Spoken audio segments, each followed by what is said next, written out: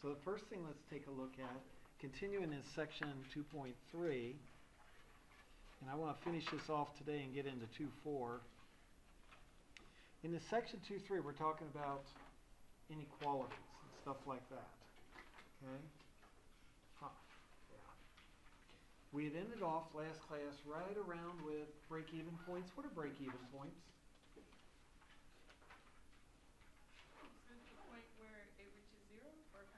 Yeah, where it reaches or passes zero, what's it? Ooh, please? Yeah, on a break-even point, what is it measuring? Yeah. So the income is equal to the bill. Okay. It's where your profit is zero. It's where the income equals the bills. So the idea is at least you got enough money coming in to pay your bills. Now it doesn't leave you with a real great life because you're still working, okay? But the good news is nobody's out to get you anymore because everybody's getting paid. Okay, so you work all day, you're 12, 14 hours, and how much do you make at the end of the day after 12 or 14 hours? You get to keep zero for you. Oh, that's kind of small business. It happens. But then you hopefully move past that point into the profitable range and hopefully do really well. Okay. So the last thing we talked about was break-even points. And remember, with a break-even point, it's kind of a different way of saying set the profit equal to zero. Does that make sense? So when you say break-even point, what that means is find where the profit is zero, or sometimes it's going to be a little bit bigger. For example, no particular problem, but let's just say the break-even occurs at 9.37 units. Units could be anything from ballpoint pens to Boeing 747s. Little stuff to big stuff. If the break-even point is at exactly 9.37 units, can you really sell 0.37 of a unit? No. Nobody's going to buy 0.37 of one of these pens, are they? Okay? Now, you got to be careful because what folks have been raised on up to this point is you round it and call it 9. But the catch is 9 is a little bit short, isn't it? And if you're at 9, are you profitable or not profitable? At 9, you're not making a profit yet, are you? You're still losing money. So with this break-even stuff, you got to be careful because even though rounding would say take this to 9 units, taking it to 9 units is not quite enough to make it. You're going to be losing money at 9 units. Does that make sense to everybody? When you're asked for the break-even point, if it's 9, great. Okay, if your final answer comes up as 9, you're on it, 9. If the answer is 9.37, how many units are you going to have to make? 10. Because 9 is not quite enough. 10 will be a little bit too much, won't it? It's not going to equal 0 there. You're going to make a little bit of profit. But that's as close to break even as you can get. Does that make sense to everybody? At 9 units, you're still losing money. At 10 units, you're making a little money. So this is one of those cases where you never round it. You always raise it up to the next integer value. Does that make sense? Sneaky. So it would be 10, yeah. If you were asked how many units do you have to make to at least break, oh, notice what I just rolled in there, to at least break even. At least means you're breaking even or you're making a profit. Okay, so 10 would be the appropriate answer there. Okay, is that good? All right. We had also talked about solving inequalities. Where would you run into an inequality in the real world? This is kind of where we started the last class, isn't it? And yeah, speed limits, elevators, there's all kinds of stuff, isn't there? When you walk into Kroger's with a shopping list, you're thinking, this is going to be about 20 bucks. Okay, and if you're like me, I never charge anything. I look at my wallet and make sure I've got $20 or more. If I got 40 bucks in there, that's fine. If I've only got $5 in there, I'm just turning around and leaving.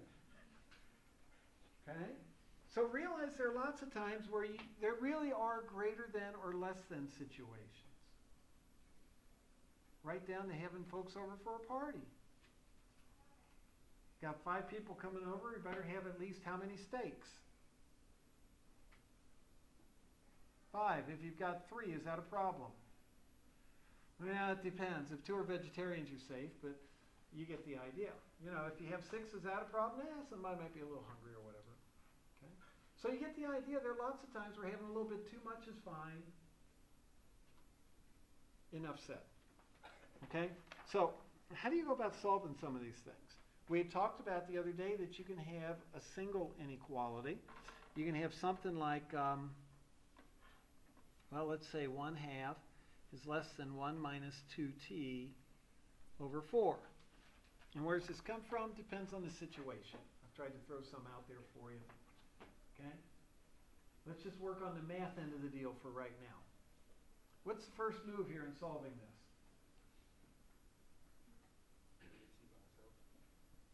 Get t by itself, and to get t. Multiply by the least common denominator. Okay, multiply by the least common denominator. Very good. And what's the least common denominator going to be here? 4. So multiply both sides by 4. And if you multiply both sides by a 4,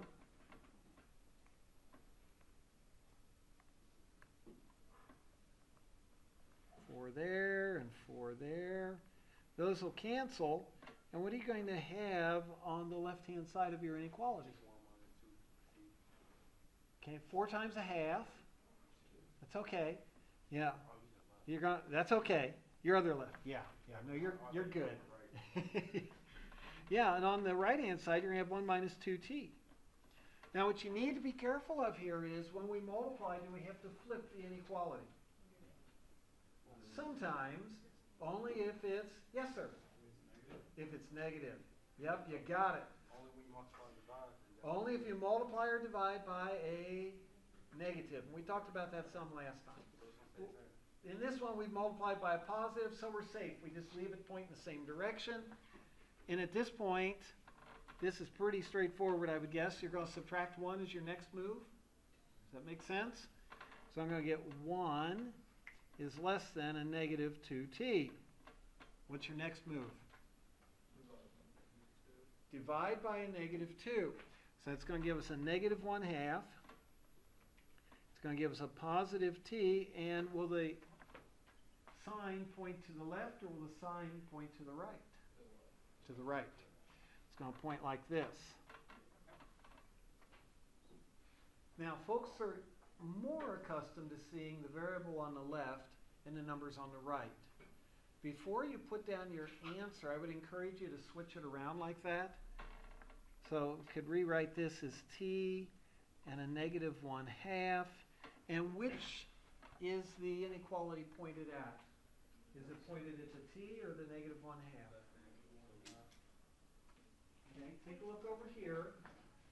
Where is it pointed? It's pointed at the t, isn't it? So when you rewrite it, make sure it's still pointed at the t. And what the answer to this winds up being is t has to be smaller than a negative 1/2. So if we're thinking about trying to write that in set notation, do I do the negative 1/2 comma, and then what number would I put here? Or is that even the right way to put this down? Yeah, okay, do we need a bracket or a parentheses first off? Ooh. I'm hearing bracket and parentheses. You got it covered. First off, let's look at this. Is that less than equal to or less than? It's less than. You can never equal the 1/2, can you? So does the bracket or the parentheses say don't touch the negative 1/2? The parentheses says don't touch it. And it's okay if you forgot it. That's why we're doing this stuff. Don't worry about it. Now, what number is going to go in here? Well, you may want to think about it being on a number line first. Here's 0. Here's negative 1. A negative 1/2 is right there. And we want to be smaller. Notice I used an open dot, not a solid one. A negative 1/2 is there, smaller is to the left or smaller is to the right? To the left. So we want the numbers that go this direction. We want all those, which is kind of a problem because where do those numbers start? How far to the left can you go with this? Negative infinity. So we're coming from negative infinity all the way over and we stop at negative a half. Just short of negative a half. Well, that makes this kind of a problem because do I put the negative infinity there?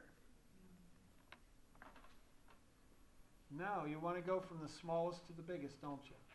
So the way you would actually report this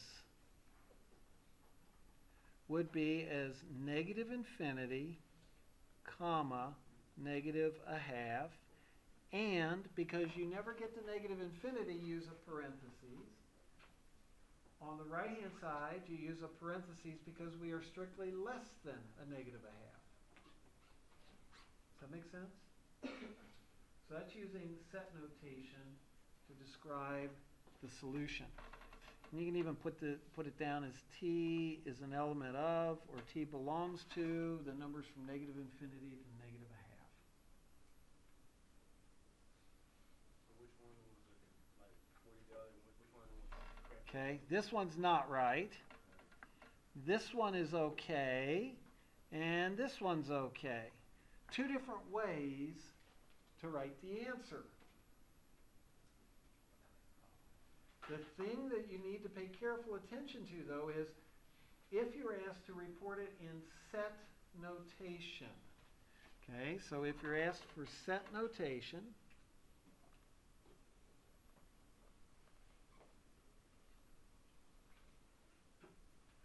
set notation is that form. For whatever reason, somebody may want it in a specific form, so be sure that you give it to them in that form.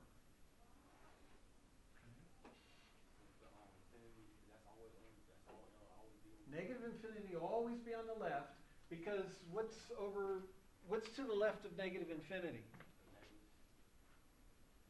Well, what goes further over than negative infinity? There's nothing, is there? Because it keeps going forever. So you never can get there. Regardless how far you go, even if we went through this wall, you just can't get there. So you say, okay, negative infinity is as far left as we can go. And then how far right are we allowed to go? Negative 1/2. So just like we read from left to right, you report your solutions from left to right as well. Okay? So that's what's going on, just like reading and all the other stuff. We keep everything from left to right. Let's take a look at another one. Everybody good with this one?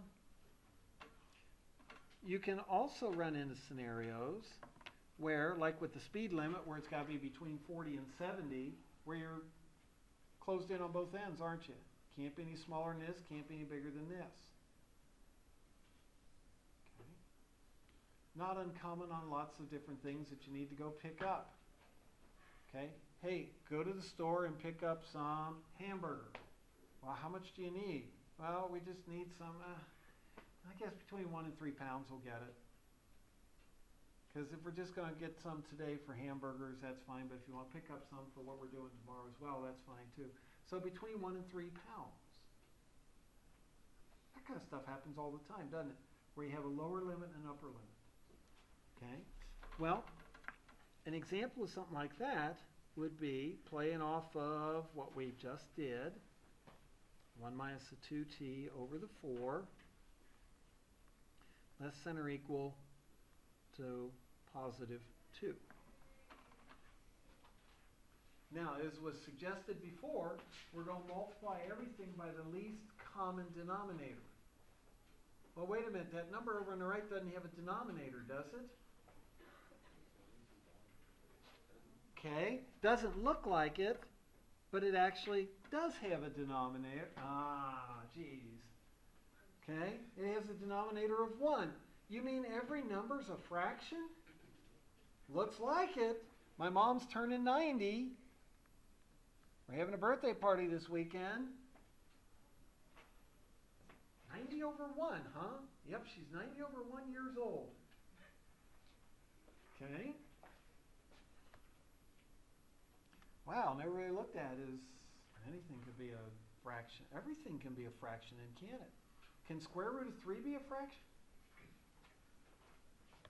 I don't know about that one, Chuck. Square root of 3, I guess it can be a fraction. How about pi? You're onto it now, aren't you? Pi can be a fraction, can't it? Yeah. We'll leave that alone. Okay, so let's go back to this problem here. First thing is to multiply by the least common denominator, which will be... Oh, yeah, I was going to you as our expert on least common denominators.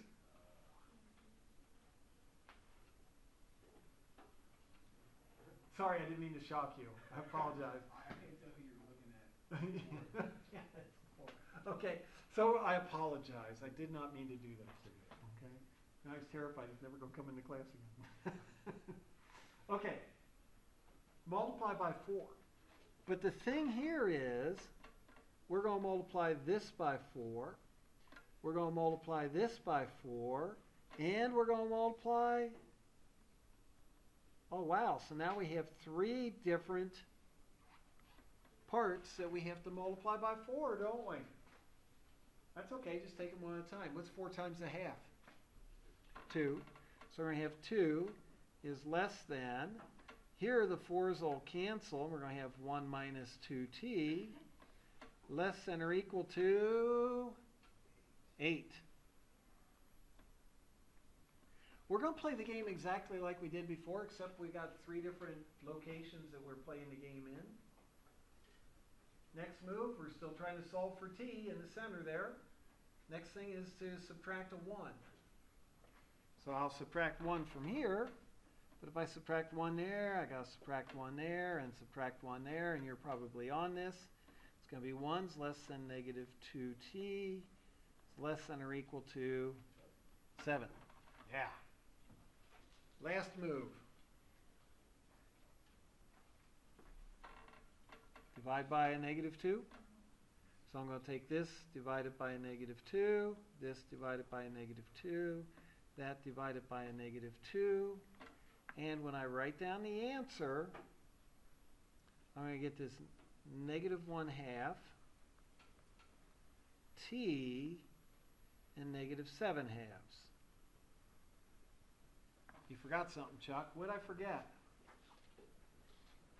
The inequalities, right? But what happens to each of them? They all flip, don't they? Okay, so this inequality flips to become this.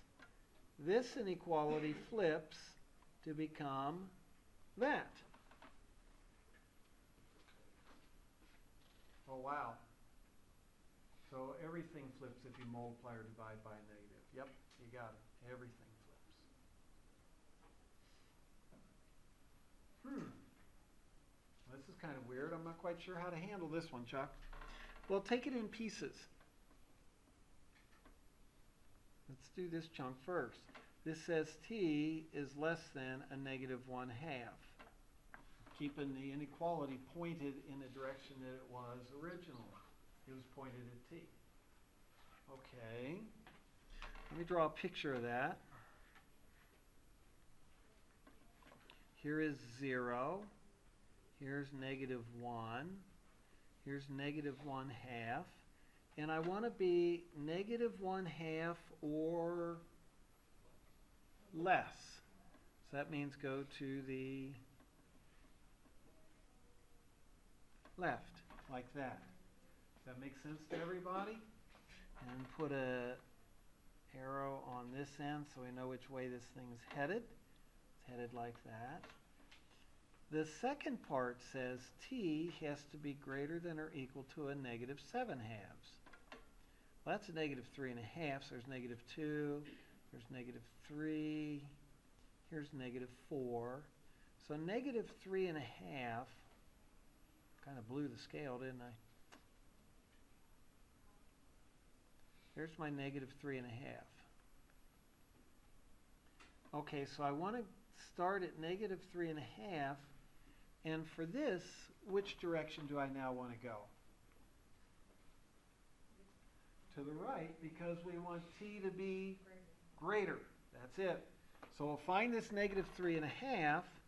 We'll start there, and we'll go that way. A little more dramatic on the color there than I wanted it to be, but I guess that's what it is. Is everybody good? Where is the solution set to this problem? Is it the blue shaded area to the left, the red shaded area to the right, or that really dark strip in the center? It's in the center. It's where both arrows overlap.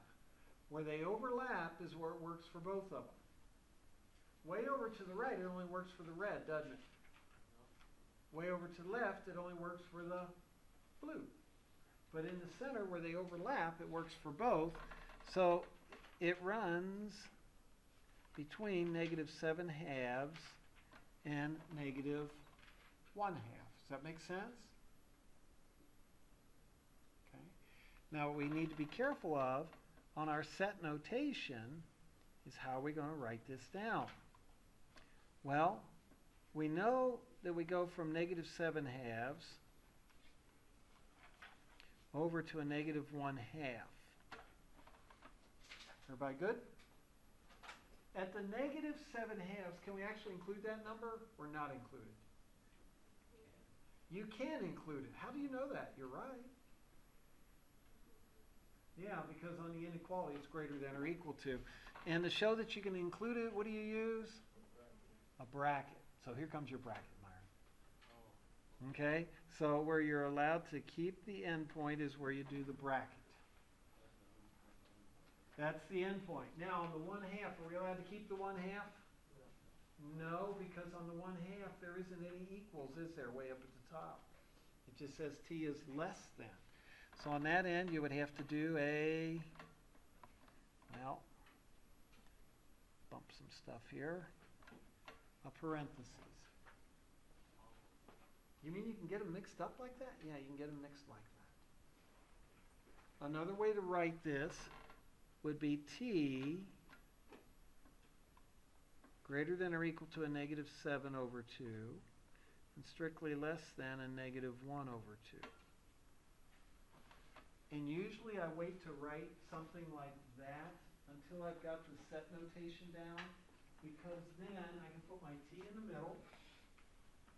On the left side, I've got my negative 7/2. On the right side, my negative 1/2. And then the parentheses tells me it's less than. The bracket tells me it can be equal to as well.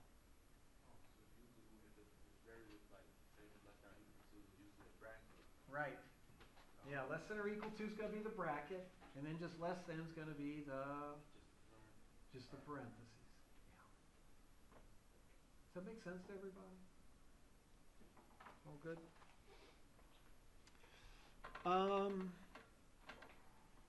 Try something like this. Negative 8 is less than 3x minus 1 over 2 less than or equal to 5. And you are very welcome to team up with folks around you. See what you can do on that one. Let's go after this. Okay, so first thing you're going to do is multiply by the 2, right? And do we have to flip the inequalities? Nope. No, because it's a positive 2.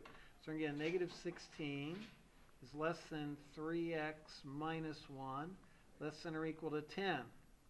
Now what? Add 1. And be careful to add 1 everywhere, which is going to give you a negative 15 is less than 3x, less than or equal to 11. Hey, is it okay to have weird fractions? Or should it, yeah. Don't read a weird fraction as, oh, I did something wrong. It's okay to have weird fractions, okay? They happen. It's called the real world. Going to divide by 3. So I'm going to take this, divide it by a positive 3, divide by 3, divide by 3. No need to flip things because we divided by a positive 3.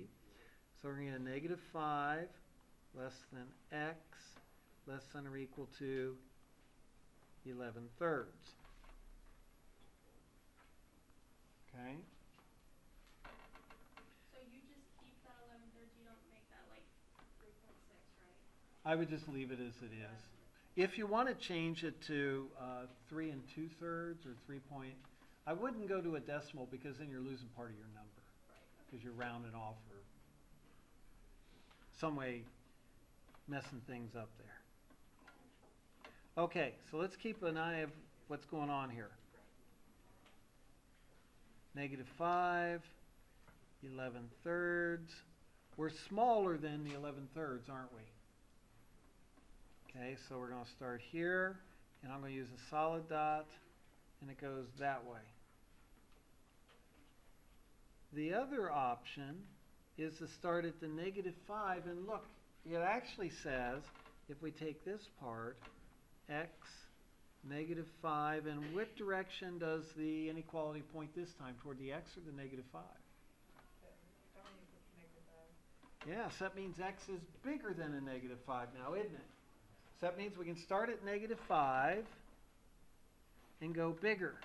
However, we're not allowed to actually include the negative 5 because it's strictly less than. So you wind up with an open dot there. So we can do something like this. The area of overlap is there. So we're going to have a negative 5, comma, 11 thirds. If we're doing this in set notation, on the 11 thirds, do we use a bracket or a parentheses? Bracket. And then on the negative 5, bracket or parentheses? Parentheses. Does that work for everybody? Wait. Yes, sir. So I know it's like yeah, but like final solution set, you have to like put the very the I'm talking about the signs in there. Oh. You have to do that. Right? So one way you could report it would be like this. The other way you can report it is like that. Oh, so you can leave it. Okay. Yeah, you can just leave it like that. Unless it specifically says report it in set notation. Oh. And then set notation would mean, you got to do it like this. Now, if you forget and leave it like this, does that mean you're going to lose all the points? No, it's like half a point on a quiz. Okay. Sound reasonable? It's making sense? Is this working for everybody? Good. Everybody's in good shape. You want a real fast try? I'm thinking one of the dilution problems might be a quicker one to get through. Sure, why not? Let's give it a shot, see what happens. Okay. I'm going to make this real quick. Let's say we have 32 ounces at 11%. We want 7%. So how much water?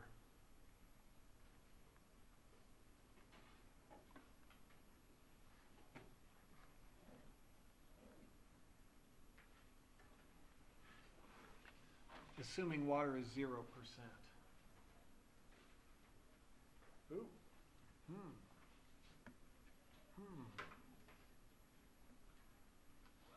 How much water do you add?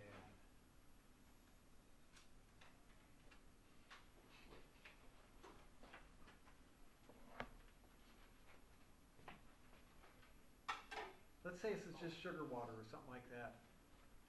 Okay. So where are you going to start this, other than just sitting and looking at Chuck and waiting for Chuck? Yes. I wonder if we try to take a shortcut, like do proportion, like would that work? Like set up proportion for it. Oh, you could. Okay, so what are you thinking? We're just experimenting. It's okay. Yeah, it's like a little shortcut. Like, I know you would. Okay. Yeah, shortcut. Ooh, that sounds good. Is there a shortcut? Well, one thing we know for sure is that the amount of sugar or the amount of fertilizer, or the amount of insecticide, or the amount of whatever it is at the start and the amount at the end, what do we know about the amount of sugar in each case? Before and after, how much sugar is there going to be? Same amount, isn't there? So it's going to be equal. Does that make sense to everybody? Because you're not adding sugar, all you're adding is what? Water. Do we know how much water we're going to add? No. So let's call that X. How much water is added? X. Okay. At 32 ounces, if it's 11% sugar or whatever the case might be, how would you figure out how much sugar there is if it's 11% of the 32 ounces?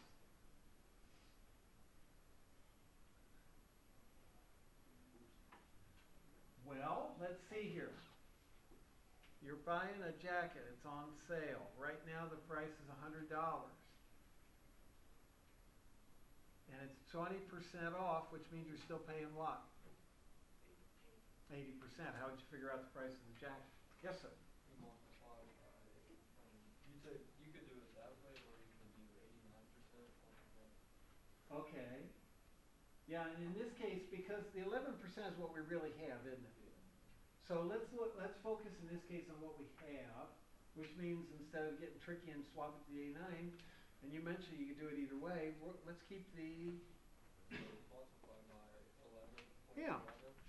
So I'm going to take the 32 times the 0.11, or 0.11, equals...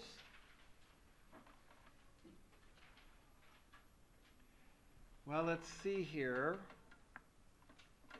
This is the amount of water.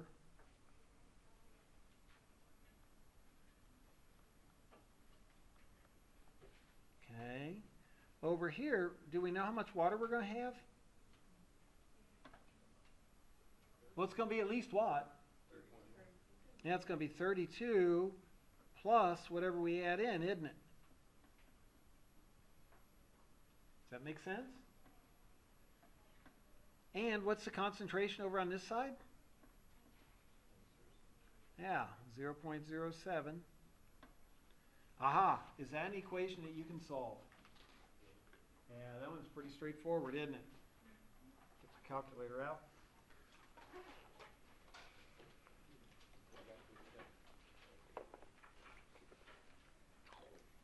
So let's see here. It'll be around 0.352.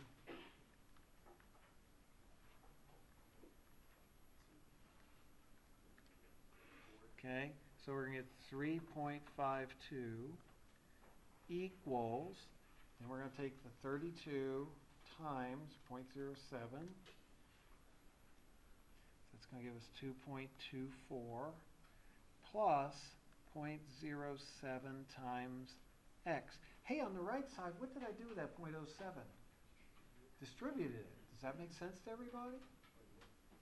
Okay, so over here on the right-hand side, I just took the 0.07 times each of them, and ta-da, that gave me this and that.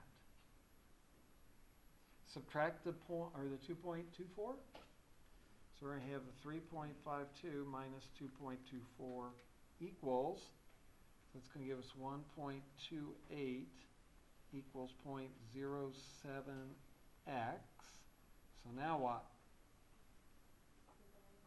Yeah, divide by 0.07 equals, about